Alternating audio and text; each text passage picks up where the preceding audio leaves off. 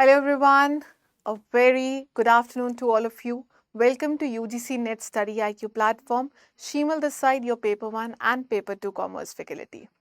आज 4 सितंबर है और 3 सितंबर को आपका कॉमर्स एग्जाम हो चुका है शिफ्ट 1 और शिफ्ट 2 में। जैसे कि हमने कॉमर्स का एनालिसिस भी किया है, तो बेस्ड ऑन स्टूडेंट एनालिसिस की जो बच्चे देकर आए हैं एग्ज़ाम और जिन्होंने बोला है कि मैम एग्ज़ाम मॉडरेट लेवल का था, क्योंकि क्वेश्चंस वहीं से आए हैं जहां से हमने चीज़ें की हैं। बेसिकली काफ़ी सारे क्वेश्चंस जो हैं वो प्रीवियस ईयर क्वेश्चन से पूछे गए हैं, चाहे वो टीटीबी की बात की जा रही है या एटीजी या डिडक्शंस की बात की जा रही है या 206 की बात की जा रही है या फिर आपके dividend model, logical equivalent statement में पेपर 1 की बात करूं या मैं पेपर 2 कॉमर्स की ओवरऑल बात करूं। तो अगर तो आपकी तैयारी अच्छी थी तो काफ़ी बच्चों का जो एग्ज़ाम है वो अच्छा हुआ है। अब एग्ज़ाम हो गया है शिफ्ट 1 एंड शिफ्ट 2 में। सबसे पहले तो आपके मन में ये सवाल आता होगा कि मैम इस बारी आपका जो एग्ज़ाम या फिर जो रिजल्ट आने वाला है वो परसेंटेज बेसिस में आने वाला है या परसेंटाइल बेसिस में। तो आप सभी को पता है जब एक ही शिफ्ट में एग्ज़ाम होता है तो आपका परसेंटेज बेसिस में आता है, पर वेयरएज अगर आपका जो एग्ज़ाम कंडक्ट होता है वो डिफरेंट शिफ्ट्स में होता है तो परसेंटाइल के हिसाब से आता है। अब परसेंटाइल का मतलब बेसिकली क्या होता है कि ऐसा हो सकता है कि दोनों शिफ्ट्स में जो आपका डिफिकल्टी लेवल है वो अलग होता है ना। तो ऐसा कोई बोले कि अगर शिफ्ट 1 में पेपर इजी आता है तो उसकी कट ऑफ हाई जानी चाहिए, और वेयर एज अगर शिफ्ट 2 में आपका पेपर डिफिकल्ट आता है तो उसकी कट ऑफ नीचे क्या है, थोड़ी लो जाएगी। तो इन दोनों को बैलेंस करने के लिए आपका नॉर्मलाइजेशन मेथड जो है वो लगाया जाता है और आपका जो रिजल्ट है वो परसेंटाइल बेसिस में क्या है, निकाला जाता है। इस आज के सेशन में हम नॉर्मलाइज मेथड जो है वो तो नहीं समझने वाले हैं, पर यस हम आज के सेशन में ये जरूर जानने वाले हैं कि मैम अंदाजा बताइए कि क्या एक्सपेक्टेड कट ऑफ है वो जा सकती है हमारे कॉमर्स एग्जाम की। क्या हमारा इस बारी नेट आने वाला है या जेआरएफ आने वाला है, हमें वो बताइए। तो before telling you about the August analysis, हम देखते हैं कि लास्ट जो दिसंबर में एग्जाम हुआ था, दिसंबर 2023 में, वहां पे हमारा क्या लेवल था। क्या वहां पे भी हमारा जो एग्जाम का लेवल था वो मॉडरेट लेवल था? जी हाँ। ना तो मैं इजी बोलूंगी ना मैं बहुत ज्यादा डिफिकल्ट बोलूंगी। तो जब भी आपका जो मॉडरेट लेवल एग्जाम आता है पेपर 1 और पेपर 2 में, तो जर्नली आपके सामने क्या है, ये स्क्रीन है, ठीक है। तो अब देख सकते हो कॉमर्स में जो लोग जर्नल कैटेगरी है, अनरिजर्व कैटेगरी, उनका जो कट ऑफ मार्क गया है वो कितना गया है, 160 गया है। That is approximately 54%, 53.33%। और जो लोग जेआरएफ क्वालिफाई करे हैं वो कितना आता है, 184%, दैट इज 61.33%, 62%। तो यहाँ पे आप देख सकते हैं अगर आप कि कितने क्वेश्चंस, 180 क्वेश्चंस भी ठीक हो रहे हैं और आपके 160 मार्क्स आ रहे हैं, तो अगर तो आप रेंज कर रहे हो कौन सी रेंज में, मैं आपको बोलूंगी 53, ये +-2 रहता है। तो अगर तो आपका 55% से लेकर 58% तक भी आपके नंबर बन रहे हैं, ठीक है, तो पूरे पूरे चांसेस हैं कि आपका जो नेट है वो क्या है, क्वालिफाई हो सकता है, ठीक है, आपका नेट जो है वो क्वालिफाई हो सकता है।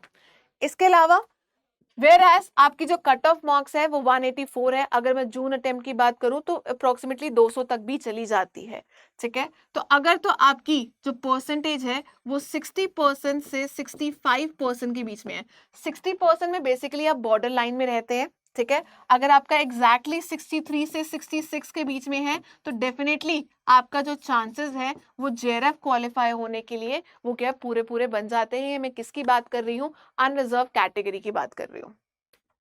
वेरस अगर आप ओबीसी कैटेगरी में आते हैं तो आपकी जो कट ऑफ मार्क्स है वो 142 मार्क्स है और जेआरएफ के लिए क्या आता है, 170 मार्क्स की बात की जाती है। जो general category EWS economic weaker section की बात करते हैं उनके लिए जो कट ऑफ मार्क्स थे वो कितने थे, 148 एंड 174। एससी के लिए और भी कम है, 136 एंड 162। एसटी के लिए भी इसके लगभग आसपास ही रहता है। एंड फर्दर ऑन क्या है, डिफरेंट कैटेगरीज के क्या है आपको कट ऑफ मार्क्स दे दी गई हैं, ठीक है। तो ये आता है आपका दिसंबर 2023 की एक्सपेक्टेड कट ऑफ लिस्ट की बात की गई है। तो अगर मैं बात करती हूँ दिसंबर के हिसाब से तो आपकी 55 से 58% नेट क्वालिफाई के लिए बनना चाहिए फॉर द जर्नल कैटेगरी, और आपका जो जेआरएफ के लिए है वो कितना बनना चाहिए, 60 से 65 के बीच में। अगर आप 60 में नहीं बोलूंगी, यहाँ पे आप 62 लिख लीजिए, 62 से 65 के बीच में आते हैं तो आप डेफिनेटली क्या है, अपना जेआरएफ जो है वो क्वालिफाई कर पाएंगे। यहाँ पे मैं आपके साथ एक और चीज शेयर करनी चाहूंगी कि डिपेंड करता है, जो आपका कट ऑफ लेवल जाता है डिपेंड करता है आपकी एग्जाम के पेपर के ऊपर कि उसका लेवल क्या था, इजी था, मॉडरेट था या डिफिकल्ट था। आपको क्या लगता है वो डिपेंड नहीं करता है ना, पेपर का लेवल क्या था उस पर डिपेंड करता है कि अगर सभी बच्चों के लिए वो इजी था तो डेफिनेटली जो आपकी कट ऑफ है वो क्या है, ज्यादा ही जाने वाली है। तो यहाँ पे मैंने एक और सैंपल लिया है दिसंबर 2019 का, जहाँ पे अगेन अनरिजर्व्ड कैटेगरी के लिए आपकी जेआरएफ और असिस्टेंट प्रोफेसर के लिए जो कट ऑफ गया है जनरल कैटेगरी के लिए वो 62.67 गया है, एंड वेयर एज नेट के लिए कितना गया है, 55.33 गया है। ठीक है, तो मिनिमम टू मिनिमम आपको क्या है, 55 से 56% तो चाहिए ही चाहिए नेट क्वालिफाई के लिए। और अगर कई बार पेपर बहुत ही डिफिकल्ट इजी आता है तो वो कितना तक जाता है, 59 से 58% तक आपका चला जाता है। ठीक है, सो अगर आपके 160 170 क्वेश्चंस ठीक होते हैं तो आपका नेट क्वालिफाई हो सकता है। और अगर आप 200 प्लस मार्क्स स्कोर करते हैं तो डेफिनेटली क्या है, आपका जेआरएफ होने के चांसेस हैं।